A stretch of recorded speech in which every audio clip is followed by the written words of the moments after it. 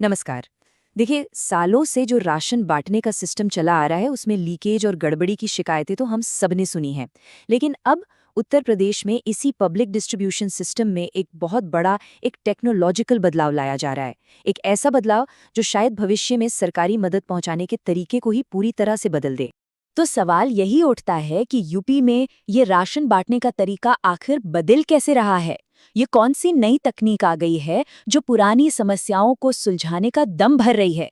चलिए आज की इस बातचीत में इसी को थोड़ा आसान भाषा में समझते हैं। इस पूरे नए सिस्टम की जो जान है वो है डिजिटल करेंसी राशन। अब इसे सिर्फ पैसा समझने की भूल मत कीजिएगा। ये सरकार की तरफ से भेजा गया एक खास डिजिटल टोकन है।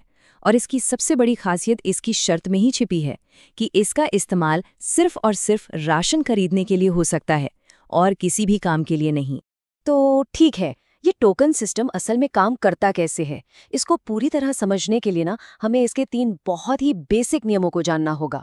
यही 3 नियम हैं जो मिलकर इस सिस्टम को इतना अलग और खास बनाते हैं। तो पहला और शायद सबसे जरूरी नियम है कैश नहीं।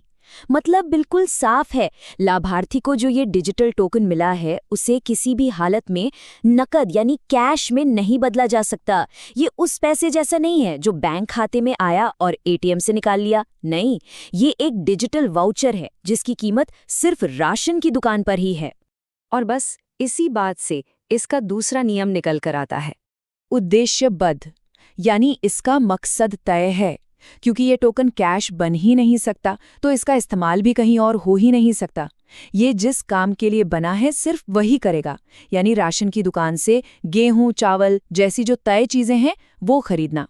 मतलब मदद ठीक उसी काम में लगेगी जिसके लिए वो दी गई है। और अब आते हैं तीसरे और आखिरी नियम पर, जो कि डिलीवरी से जुड़ा हुआ है। ये पूरा सिस्टम मोबाइल वॉलेट पर काम करता है। मतलब सरकार की तरफ से ये डिजिटल टोकन एकदम सीधा लाभार्थी के मोबाइल पर भेज दिया जाता है। सोचिए इसका मतलब क्या हुआ। इसका मतलब ये है कि बीच के सारे बिचौलिए, सारी फाइलें, सारी देरी, वो सब खत्म। मदद बिना किसी कटौती या हेरफेर के सीधे सही इंसान तक पहुंचती है। तो इन 3 नियमों को जानने के बाद कि कैश नहीं मिलेगा, मकसद तय है और सीधा मोबाइल पर आएगा, अब ये सवाल तो मन में आता ही है कि भाई ये सिस्टम सरकार की बाकी सब्सिडी जैसे गैस या खाद पर जो छूट मिलती है उससे अलग कैसे है। इस स्लाइड पर यह फर्क बिल्कुल साफ दिख रहा है।